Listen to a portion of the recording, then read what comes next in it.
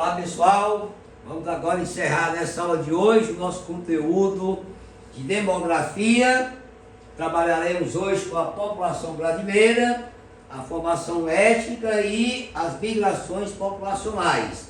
Daí a gente fecha o conteúdo da geografia humana, da demografia, e passaremos nas próximas aulas com a parte econômica. Então aqui a gente trabalha primeiro a formação étnica da população brasileira. E para a gente falar desse processo de formação da população brasileira, a gente vai ter que remeter a história do Brasil lá no primeiro início, ou na fase inicial, quando a gente tem o processo também de ocupação do espaço brasileiro. Então nós vamos observar aqui naquele momento histórico, lá no século XVI, por 1500, nós vamos ter exatamente no Brasil a presença de uma população nativa, nós vamos ter a chegada do elemento colonizador e também, de forma forçada, arrastada forçadamente lá na África, a população negra que veio para cá com mão de obra. Então, nesse momento inicial da formação do povo brasileiro, pelo menos os 2 primeiros séculos, nós vamos ter a participação dessas 3 raças na composição ou na formação da nossa população. E entre elas, nós vamos ter exatamente uma mistura que vai dar origem a um 4º grupo, que são os mestiços, que basicamente se formaram ou da mistura do branco com o negro, o colonizador e a mão de obra escrava, que veio nessa condição, forçada pela coroa portuguesa. Aí vai surgir o mestiço chamado de mulato. Veio também outro mestiço, que é a mistura exatamente da população colonizadora branca com o nosso nativo. Nós chamamos já de aborígene ou indígena. E temos o 3º grupo de mestiços, que é o carpuço, que é da mistura da população negra com o nativo. Então a nossa formação étnica ou formação racial, o tronco inicial da população brasileira é formado a partir desses 3 grupos raciais. E aí você vai ter o processo de mestiçagem ou miscigenação, que vão exatamente surgir aí mais outros 3 grupos dentro do contexto da nossa formação, ou da formação da população brasileira. E já mais próximo ao século atual, ou seja, lá por volta de 1908, nós temos aqui a chegada dos asiáticos, em grande escala, população japonesa, e agora nós temos a caracterização de um novo mestiço, que é a mistura do asiático com o brasileiro, ou assim, com o branco, né, que é a população chamada de Ayokô, que é a população mestiça dentro do conjunto desses outros mestiços que compõem a população brasileira. Então essa formação tem todo o processo histórico, além da mistura racial, do assim, surgimento ou formação de uma população mestiça. Nós temos também uma mistura de cultura que marca na população brasileira elementos da cultura do próprio nativo, do colonizador, da população negra, do asiático, e chegando também a influência de outras culturas, como nós temos lá no povoamento do sul, nós temos influência de cultura italiana, cultura alemã e outras nacionalidades que estão aqui no Brasil. Então a nossa formação étnica tem essa riqueza muito grande por conta exatamente dessa miscigenação que nós tivemos ao longo de todos esses séculos, desde o início da ocupação do Brasil até o dia de hoje. Então aqui nós temos uma marca enfim, do que é a população brasileira. Aqui nós temos pelo IBGE uma ideia da proporção de cada grupo desse na população brasileira. Aqui você tem os pardos com 43%, branco com 47%, aqui os negros 7,6%, Os indígenas, que era a maioria da população na época da colonização, foram reduzidos a esse percentual, e os amarelos, os asiáticos, 1,1%. Então aí nós vamos ter uma mistura, mas predominando exatamente esses dois grupos, segundo a pesquisa do IBGE, até porque nós temos também uma situação bem diferente. Hoje, quando você vai ser pesquisado pelo recenseador, a questão da cor ou raça, né, você não é obrigado a declarar o que está lá no questionário. Você vai fazer a opção pelo que você considera que é realmente descendente dessa raça ou tem essa cor. Tá? É o padrão de liberdade individual. Mas esses são dados do IBGE, do último censo que foi publicado agora entre o final de 2021 e 2022.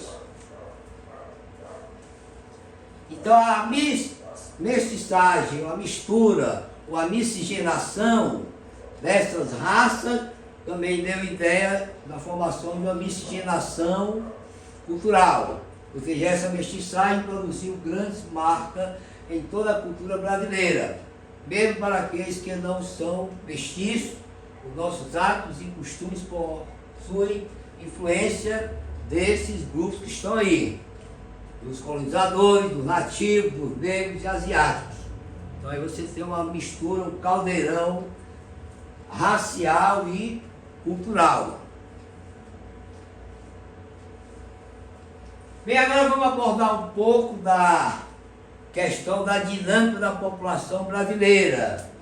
As nossas migrações a nível interno, que a gente focou já um pouco na aula passada sobre migrações internacionais, onde eu dei alguns exemplos do Brasil, e vamos depois falar do processo de imigração, que é uma migração externa. Tá?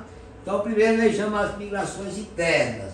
Como é que a população brasileira se desloca dentro do nosso próprio espaço, que é o nosso território brasileiro. Então, essas migrações internas são agrupadas em, primeiro, as migrações temporárias, ou, no caso, os dois tipos, migrações diárias ou pendulares. Eu ontem, na última aula, fiz referência exatamente a essa migração, que era muito comum nas grandes regiões metropolitanas. Nós sabemos que uma metrópole como, por exemplo, São Paulo, ou Rio de Janeiro, ou Nova York, é uma área formada por vários municípios e dificilmente a população que trabalha na cidade central, ela mora também ali próximo à área que ela trabalha. Então, no mundo todo, nós temos um fluxo gigantesco de população que trabalha distante do seu local de moradia. Aí você tem esse fluxo durante o dia, pela manhã, da população que sai lá da sua área de morada e vem para a sua área de trabalho. E no final da tarde retorna à área de morada. Então você vai ter uma migração que é chamada de pendular, que é um movimento de vai e volta, né? De manter um movimento diário, e é uma migração temporária. Aqui você tem um exemplo de migração que envolve, assim, a mudança, o itinerário cidade-cidade, todo dia, com milhões de população do mundo todo. Aqui você tem um volume de gente migrando, que é o maior como todo o planeta. Mas é uma migração temporária e diária, é de curto prazo. Aí nós temos o segundo grupo de migrações interno no Brasil, que é também chamada de migração sazonal, que é a transumância. Essa é uma migração também temporária, mas ela está relacionada, por ser sazonal, à ocorrência das estações do ano. Então, basicamente, no Brasil, nós temos essa migração com uma forte participação entre o sertão nordestino, ou até mesmo área do agreste, em relação a área da Zona da Mata. Então a Zona da Mata Açucareira é tradicionalmente uma área de cultura da cana-de-açúcar e como hoje também permanece ainda essas áreas de cultivo de cana. Então aqui no Nordeste, por exemplo, quem mora lá no Sertão, ou então em alguns trechos do Agreste, que também está próximo aqui à região da Zona da Mata, quando não há um período de chuva mais regular, quando o trabalhador não consegue, sobreviver no campo, a tendência dele é migrar para essa área aqui, porque ele vai trabalhar também na atividade agrícola. Só que aqui ele cultiva a terra, aqui ele vai primeiro trabalhar na colheita, que é o corte da cana.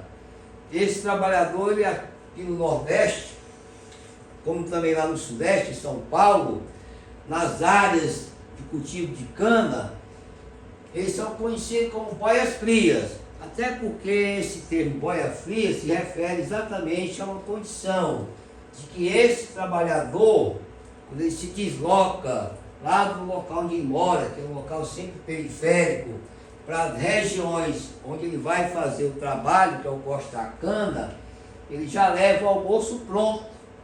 O almoço numa marmita, que não é aquela marmita térmica que vai conservar a temperatura. É uma coisa assim bem rudimentar. Tá? E, de repente, esse almoço que vai ser consumido depois de 1 hora da tarde, 2 horas, a comida não está mais quente. E lá nessa região da Zona da Mata, onde você tem o cultivo da cana, almoçar quer dizer pegar a boia. Né? Vamos pegar a boia, quer dizer, vamos almoçar. Só que a comida não está quente. Aí veio esse nome de boia fria, que na verdade é um trabalhador semi-escravo. No Brasil a escravidão ela não foi extinta, só na lei, mas na prática não. Porque aqui você tem uma grande massa de trabalhadores que trabalha, digamos assim, por mais de 10 horas de serviço por dia. Eles trabalham pela tonelada de cana que é cortada, é um trabalho exaustivo, um ambiente quente.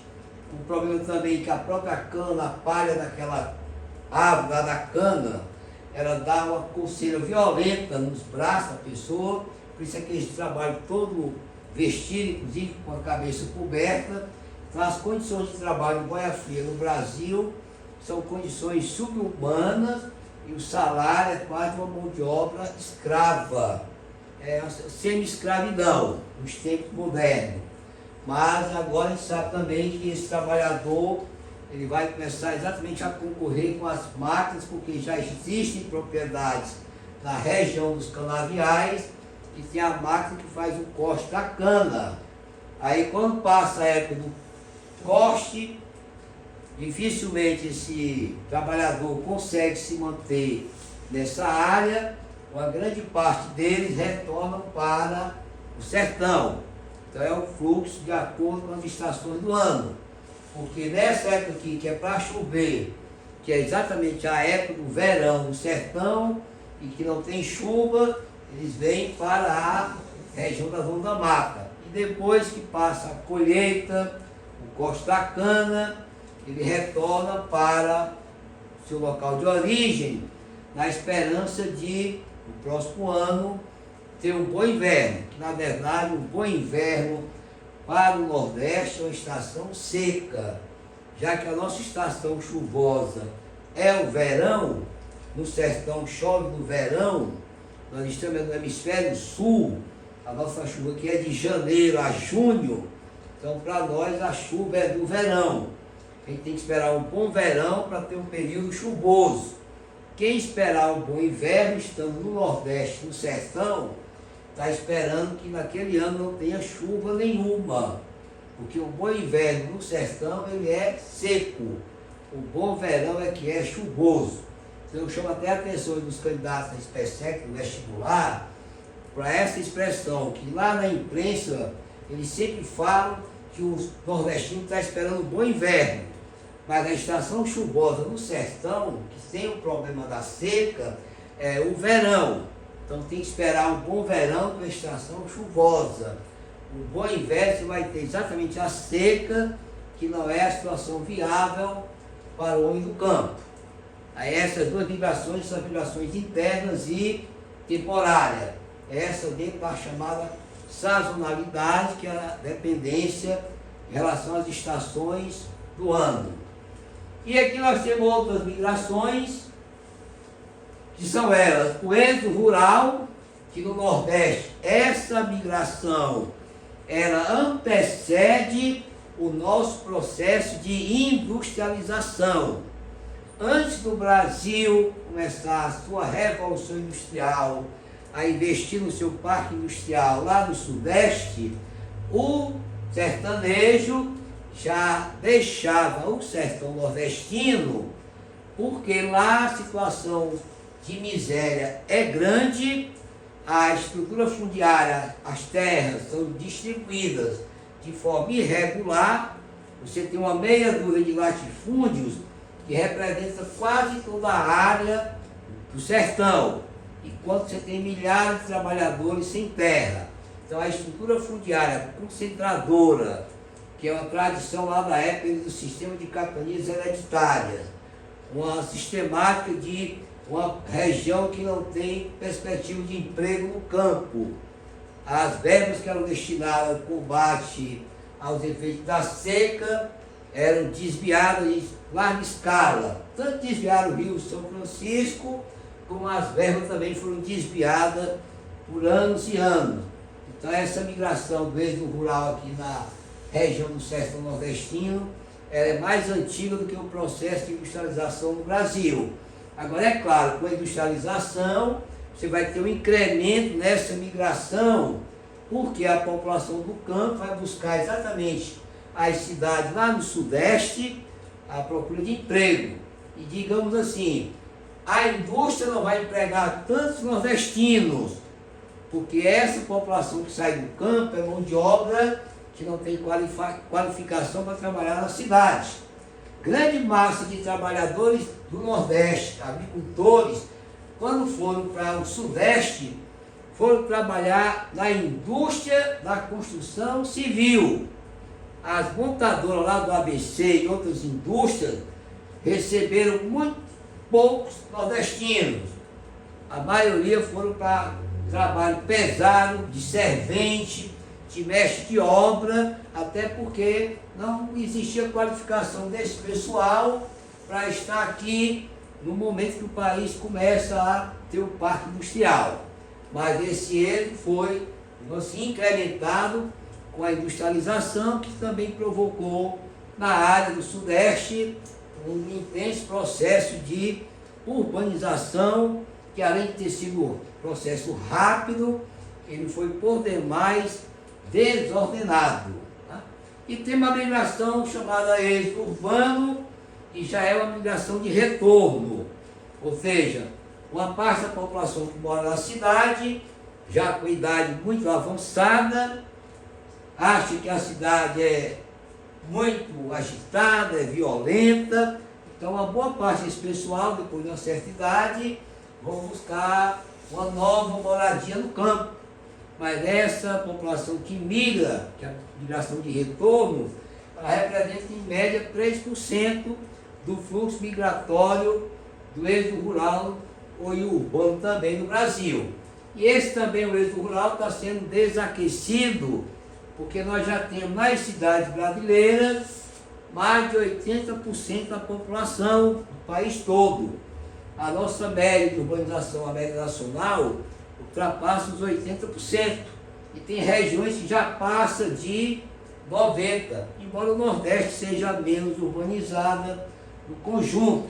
Mas aí você vai ter um fluxo cada vez menor de nordestino para a grande área do Sudeste.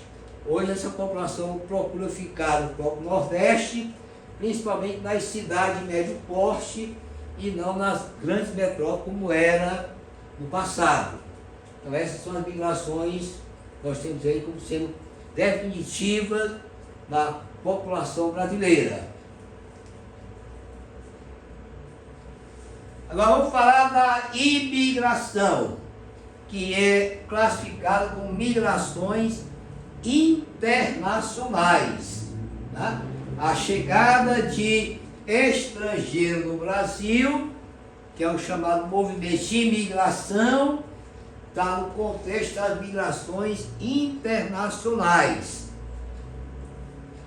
Aí aqui nós vamos voltar também ao processo de ocupação do Brasil, a nossa história, e do ano de 1500 até 1808, aí é o ano que nós vamos ter a chegada da família real, da corte portuguesa ao Brasil, né? Então, nesse período aqui todo, 1500 a 1808, nós vamos ter apenas a chegada em torno de 500 mil europeus no Brasil. Isso vai, digamos assim, dar a condição de você dizer que esse fluxo imigratório, por conta desse tempo todo, ele foi muito baixo, entre aspas, até porque nesse mesmo período, dando apenas uma esticadinha até 1850, nós tivemos, além da chegada desses 500 mil europeus, de 1500, é claro que não é 1500, é quando começa a escravidão, da época do início da escravidão até o fim do tráfico negreiro, que é lá na Lei Eusébio de Queiroz, em 1850, nós tivemos aí no Brasil a chegada de quase 4 milhões de africanos.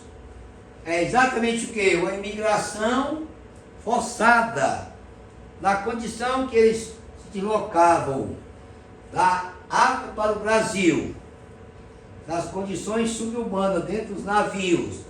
Ao chegar aqui eram vendidos em feiras, depois de trabalhar a moda animal, tratado com, digamos assim, desprezo, ou também sendo violentados. Então essa população pagou um preço caro, mas também o governo da época não reconhecia a população negra como imigrante. A mesma coisa fez Dom Pedro II. Lá em 1872 foi feito o primeiro recenseamento do Brasil. Dom Pedro II mandou excluir dos resultados a população negra. Se não é uma questão de ser racista, é uma questão de estratégia política para não reconhecer que aquela população era a maioria e teria força política se tivesse direito à representatividade.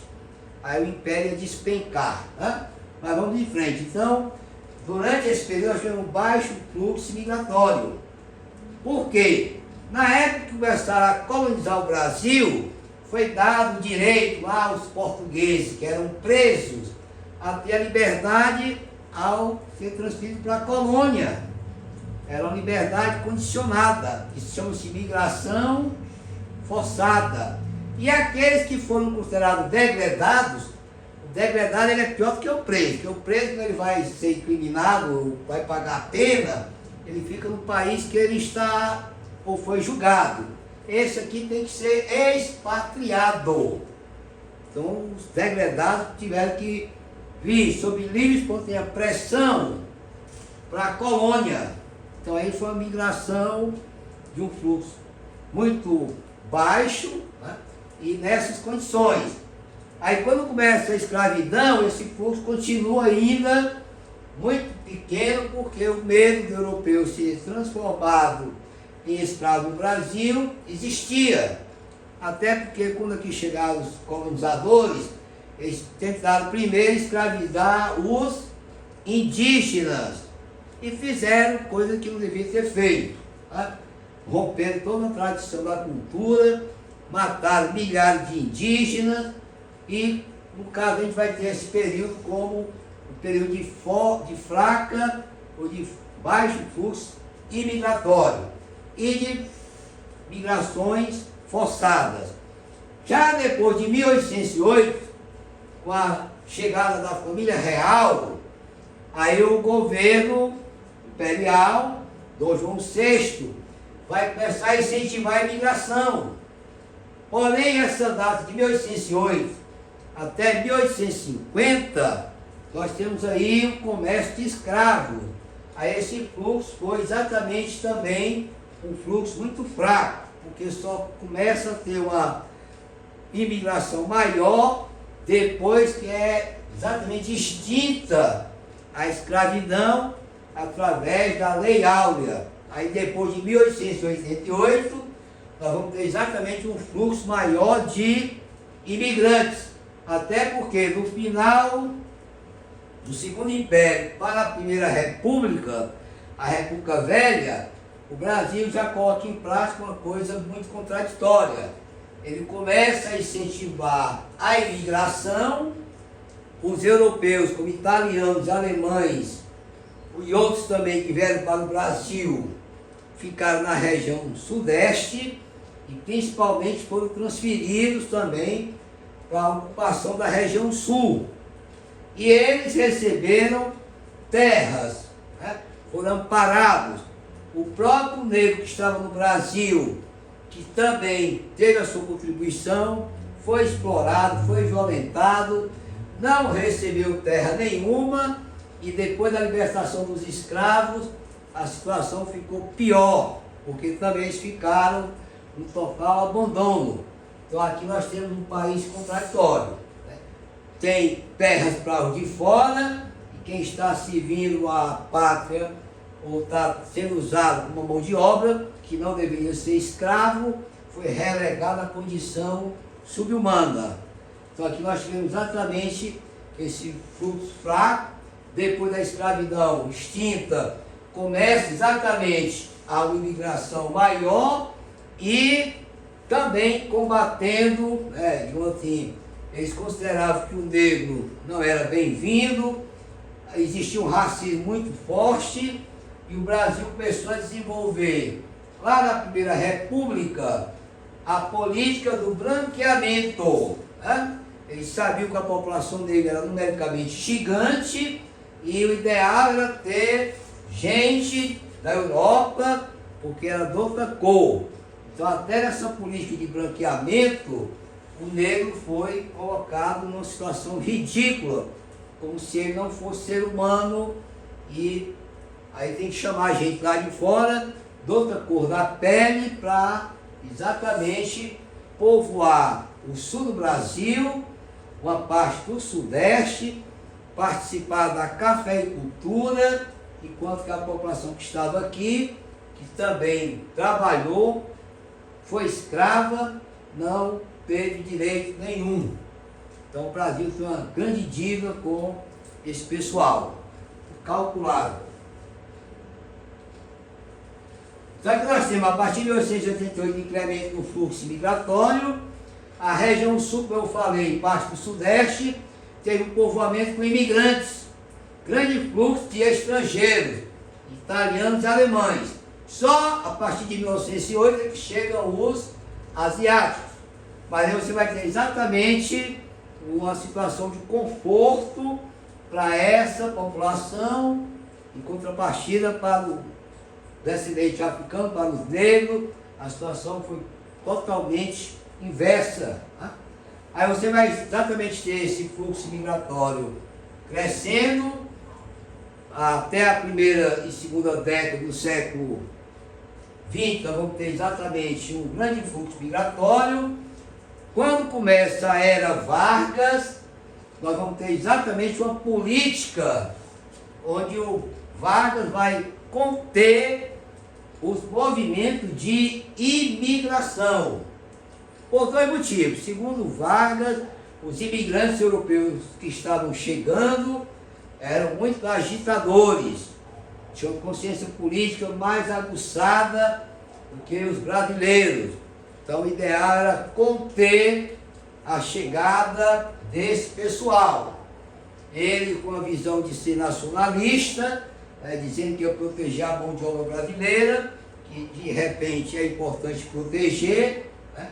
Mas a lei de cota de imigração, ela foi muito, digamos assim, de frear essa imigração. Por quê? Getúlio Vargas dizia o seguinte na lei: para emigrar para o Brasil, só vamos permitir 2% de cada grupo racial. E esses 2% é do total de imigrantes que vieram para o Brasil nos últimos 50 anos. Então, se nos últimos 50 anos, antes da lei das cotas, não veio ninguém lá da Espanha, aí 2% de zero não vai dar imigrante nenhum. Então ele restringiu de forma grande mesmo, de uma forma a limitar quase que por completo essa imigração. Aqui, ó.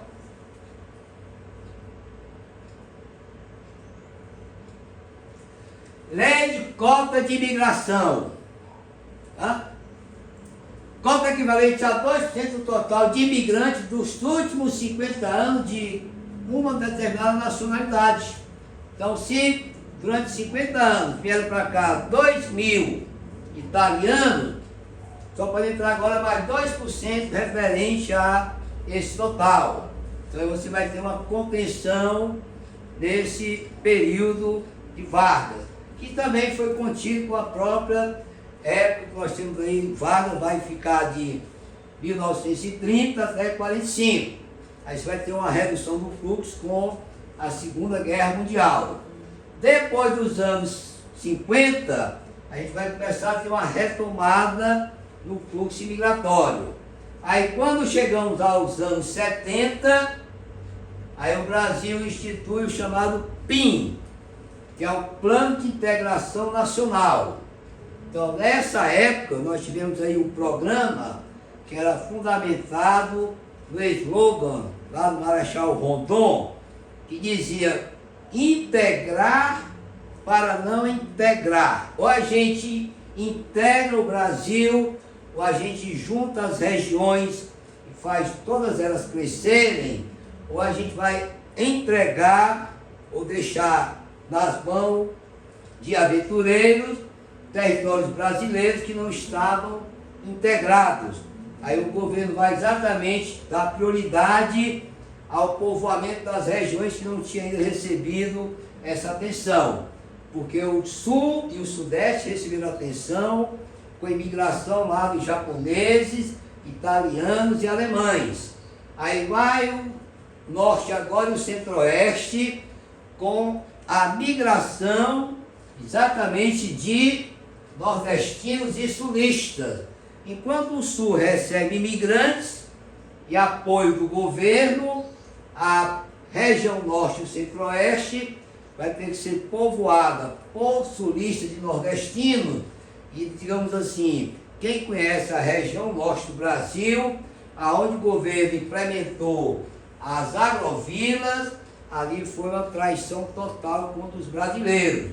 Porque lá na região da Amazônia, onde tem as agrovilas, eu tive a oportunidade lá nos anos 90 de visitar áreas, até mesmo no Pará, que tinha agrovilas, o solo da área não tinha vocação agrícola, não teve apoio do governo. Jogaram lá os nordestinos, sulistas, a maioria das famílias abandonaram essas áreas.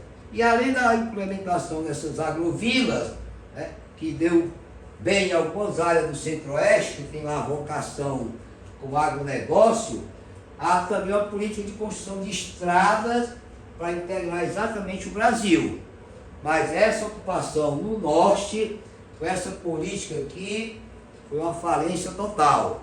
Nós tivemos até o incremento lá da estrada transamazônica, muitas agrovilas estavam na região onde passava exatamente a Transamazônica, que na época que eu visitei a Amazônia era conhecida como Transamargura, porque na verdade você passar pelaquela área, hoje a estrada era ainda de pissarra, não era asfaltada, as condições climáticas, com muita chuva, o trajeto pela Transamazônica era algo assim fora do padrão. Por isso que ela ganhou esse título de Transamargura. Aí nós temos aqui nos anos 60, 70 e 80, nós vamos ter, além da ocupação, né, da região centro-oeste, foi incentivada para os nordestinos ir para a região, assim como os sulistas, a própria região sudeste do Brasil, que começa a implementar na década de 60 e 70 a sua industrialização, nós vamos ter um grande fluxo de nordestinos exatamente movido para o sudeste. É quando eu falei que veio exatamente a participação de grande parte dessa mão de obra na chamada indústria da construção civil. Aí você vai ter, juntamente com essa industrialização, também a urbanização da região, também grande parte do Brasil. Aí a partir dos anos 90, nós vamos passar lá na região sudeste, o problema da indústria, que começa a se espalhar por outras cidades do Brasil. Aí aquela migração intensa para o sudeste sofreu uma redução. E hoje nós vamos ter exatamente os nordestinos, que a quantidade que migram é pequena, eles vão buscar as cidades de médio porte, não buscam mais o centro-sul. Né? Então você vai ter exatamente aí uma situação em que as migrações internas, com esse processo intenso de urbanização, com a grande concentração de população nas cidades, o campo começa a ficar esvaziado e, logicamente, o êxodo rural vai ser desativado ou reduzido em grande escala. E já no século atual, nós vamos ter exatamente esses fluxos migratórios internos sendo desacelerados e o Brasil começando a receber uma grande quantidade novamente de imigrantes. Só que antes nós tínhamos a chegada de muitos imigrantes europeus e agora o Brasil, por conta da situação financeira, questão também de perspectiva para o futuro, o grande fluxo de imigrantes que nós temos, além da presença, é claro, de asiáticos, como os chineses ou sul-coreanos, a grande quantidade mais é de bolivianos, africanos e, em primeiro lugar, venezuelanos e também os haitianos. Então a Venezuela agora começa a se restaurar, do ponto de vista democrático. A ditadura está desaparecendo do mapa na Venezuela, com a situação de intervenção norte-americana no governo Maduro. Então vai haver no Brasil também uma desaceleração do fluxo de imigrantes venezuelanos, mas continua um grande fluxo de africanos, bolivianos, chineses, porque a gente tem muitos locais do Brasil com a chegada de indústrias chinesas, e está chegando também a mão de obra para ocupar os postos de trabalho e ser a perspectiva de gerar emprego para os brasileiros. Aí nós temos também, para efetivamente fazer o controle dessas imigrações, dos estrangeiros que chegam ao Brasil, hoje nós temos a lei de imigração que foi publicada em 2017. Ela substituiu a lei que era exatamente do ano da época de 1880, que era o chamado Estatuto do Estrangeiro. Aí a mudança dessa lei, Estatuto do Estrangeiro, para a lei de migração, vai apenas provocar uma flexibilização maior para essa imigração e uma garantia também aos imigrantes da questão da igualdade de direitos e também de proibição a questão da discriminação ou também a aversão ao estrangeiro que chega no Brasil. Então a lei combate a prática da discriminação, que a gente sabe que acontece, ou da aversão ao estrangeiro, que é a xenofobia. É algo que acontece também em outros países lá fora, na Europa, a gente citou na aula sobre migrações internacionais. Então essa nova lei é, digamos assim, fundamentada nesses princípios. O enfoque humanitário, né?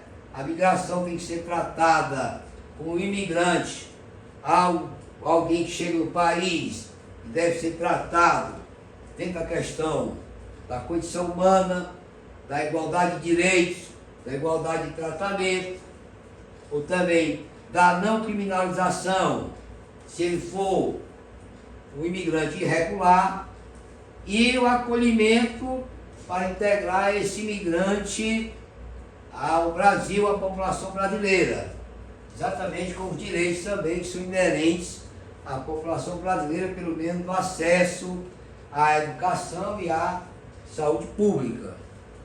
Então esse é o contexto das nossas migrações em termos de migração internacional ou imigração.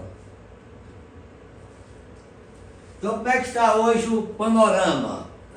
A imigração do Brasil atualmente. Dos anos 90 até agora, nós temos exatamente um incremento nesse processo imigratório. Mas como eu já coloquei, nós temos hoje uma participação maior de imigrantes latino-americanos, ou até mesmo africanos, ou asiáticos, se comparado no passado ao fluxo maior de europeus que nós vimos aí, através da imigração de alemães, italianos e outros povos também, assim como os asiáticos, os japoneses. Então a gente tem recebido em larga escala argentinos, paraguaios, bolivianos, colombianos, lá na África, angolanos, nigerianos, senegaleses e outras nacionalidades. Da Ásia nós temos também os chineses, temos haitianos também, que é um grande grupo presente no Brasil.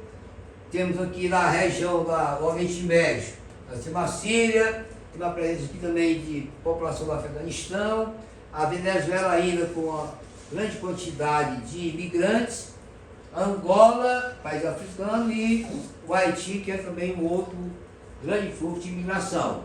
Então o Brasil está no contexto de um país de imigração, só que o perfil do imigrante que está chegando hoje é diferente do perfil dos asiáticos que chegaram no início do século passado, ou dos europeus, a exemplo, italianos e alemães, assim também como espanhóis.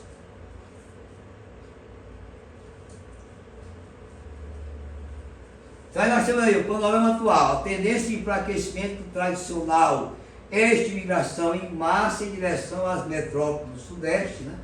Em busca pelas cidades médias, que exatamente nós temos aí uma grande marcha de população que antes iam para as grandes cidades, estão indo para as cidades médias. E quanto à imigração, nós tivemos aí no último recenseamento um registro aí de mais ou menos 1 milhão de estrangeiros. Isso corresponde à imigração de uma década, já que o censo é feito a cada 10 anos, e antes de 2022, nós tivemos de 2010, que o resultado saiu em 2011. Então, a origem latino-americana, nós temos aí 70% dos imigrantes que chegam ao Brasil. Então, de cada 100 imigrantes, cerca de 70 deles vem exatamente dos países latino-americanos. Aí você tem aqui a presença dos venezuelanos, que agora passam a diminuir essa frequência de imigrar para o Brasil, mas continua um índice alto dos haitianos.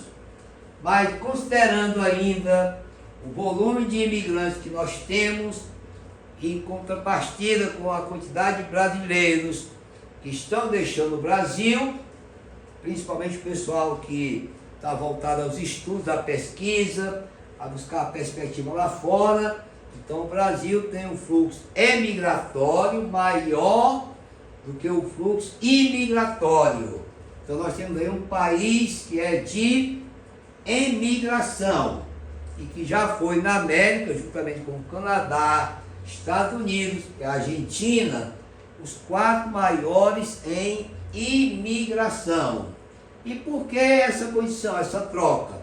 Antes recebia mais e menos brasileiros deixavam o país. ou ele recebe menos e tem mais gente fugindo, deixando o Brasil. Por quê? Aí você tem aqui algumas das justificativas. Estagnação da renda per capita. A distribuição de renda no Brasil continua muito gritante, muito irregular. A população de baixa renda vive numa situação miserável. Nós temos uma renda per capita entre as menores do mundo, né?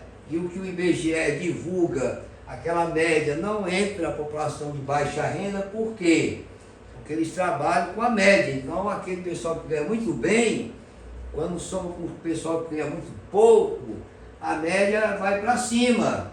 E quem está no nível lá embaixo desaparece. Fica a impressão de que hoje todo brasileiro tem renda per capita de mais de 9 mil dólares. E se você multiplicar o salário mínimo por um ano, não acontece essa matemática em canto nenhum. Não dá para chegar a esse valor.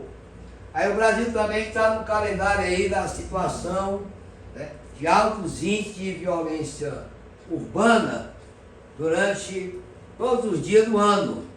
É uma coisa que faz parte do dia a dia dos brasileiros.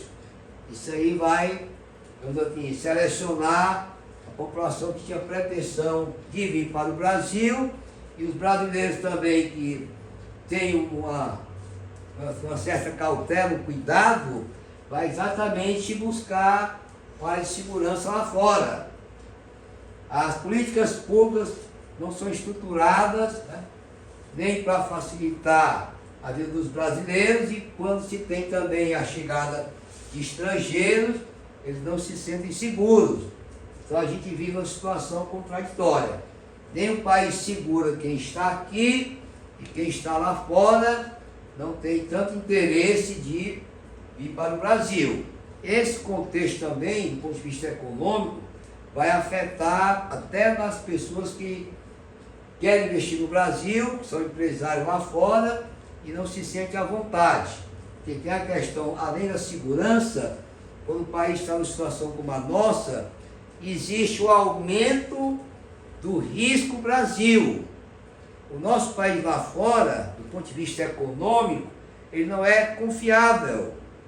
Muita gente que tem o capital para investir no Brasil não se sente seguro. Vai buscar outro país para fazer esse investimento. Com a inflação alta, com a instabilidade econômica, tem empresário que vai buscar outra área. Então essa situação, essa conjuntura vai impactar também sobre a questão do risco Brasil, que é a nossa credibilidade lá fora, que anda de mal a pior. Não só nos indicadores políticos, que a gente tem um vexame aí muito grande, também como os indicadores econômicos. Esse é o perfil hoje do Brasil, nesse contexto das migrações, envolvendo a imigração